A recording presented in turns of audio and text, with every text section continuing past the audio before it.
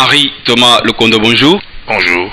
La 4e revue PEG 2, programme élargi du gouvernement, vous estimez qu'il y a eu des non-dits de la part du ministre des Finances? Mais je ne dis pas qu'il y a eu de non-dits, je vous dis ce qui a fait que la 4e revue ne puisse pas être conclue. Le motif fondamental est la non-transparence dans le secteur minier, particulièrement sur les contrats signés récemment par la société minière Sodimico et la GECAMIN. Le Fonds monétaire international et la Banque mondiale reprochent au gouvernement congolais le fait que les concessions minières que nous vendons aux étrangers le sont à bas prix et que ceux qui achètent ces concessions minières-là les revendent au prix fort sur les marchés financiers internationaux. Le cas de Sodimico est patent.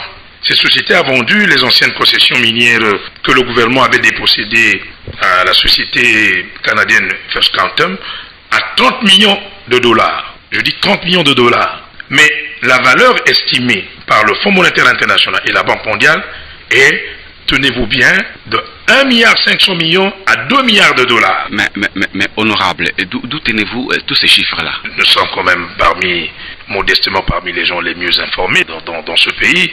Et quand la mission se trouvait à Washington, moi j'étais en Europe, donc on suit de près. Et nous avons aussi des amis qui sont à Washington, qui nous informent tout ce qui se passe sur notre pays. Et je voulais dire, le cas de la GECAMIN est troublant aussi. La GECAMIN a vendu un actif à 137 millions de dollars, en déclarant que cette vente a été faite suite à la valorisation par la banque française BNP.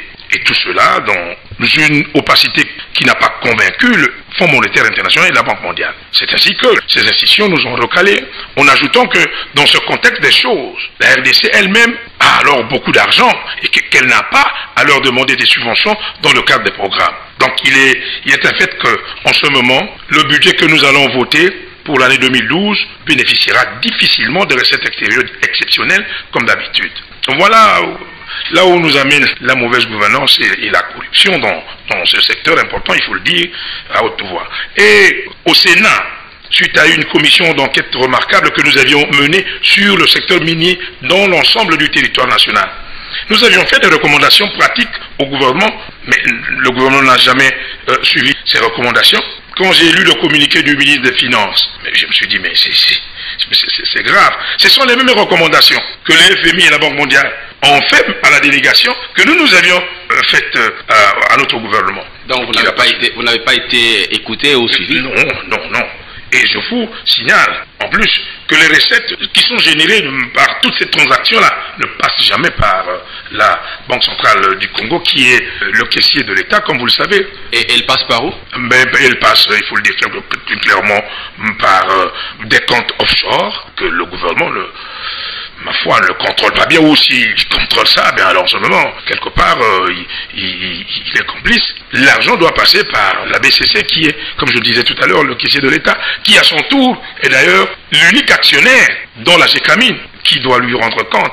Voilà pourquoi d'ailleurs nous demandons, moi personnellement, je demande à ce que le gouvernement puisse s'expliquer, parce que nos partenaires, comme nous tous, nous demandons la transparence complète dans ce secteur. Oui, honorable, mais le ministre des Finances a dit que la 4e revue était concluante et que les dossiers suivaient son parcours normal. Donc d'ici décembre... Mais il faut lire son propre communiqué. Oui, d'ici décembre, je pense que la situation sera décantée parce que les institutions... La 4e revue, sans vous couper, la 4e revue aurait dû être adoptée lors de la dernière rencontre avec le FMI et la Banque mondiale. C'est ce problème de la GECAMIN et de Sodimico qui a bloqué ça. Et on leur a donné des recommandations, on leur a dit que toute la transparence doit être faite sur ces deux problèmes-là, avant qu'on puisse envisager la conclusion de la mais les responsables de ces entreprises-là ont déjà des informations à fournir, a dit les ministres. Les informations sont là disponibles. Mais dans une république démocratique comme notre pays est qualifié, les choses doivent être claires. J'ai lu le communiqué du ministre, écoutez, tout est flou, tout est arrangé pour que les gens ne comprennent pas très bien les choses. Que le gouvernement nous dise qu'est-ce qui s'est passé exactement sur le cas de la Sodimico et le cas de la GECAMIN. Honorable, peut-on dire qu'il y a eu fausse vérité du gouvernement. Mais je n'ai pas peur de dire oui, je n'ai pas peur. Même si je sais que, vous savez, dans ce genre de dossier, je pense à une phrase du professeur suisse Jean Ziegler qui disait que il est quelquefois dangereux de dénoncer un crime que de le commettre soi-même. Mais je dois m'assumer, je suis sénateur, je suis un homme d'État, j'ai fait un choix, c'est un choix d'existence. Et vous êtes de la majorité? Ça ne veut rien dire. Que vous soyez de la majorité ou de l'opposition, si le pays ne marche pas très bien, il faut le dire à haute intelligible voix. Oui, mais c'est vous qui avez les affaires en main, la majorité.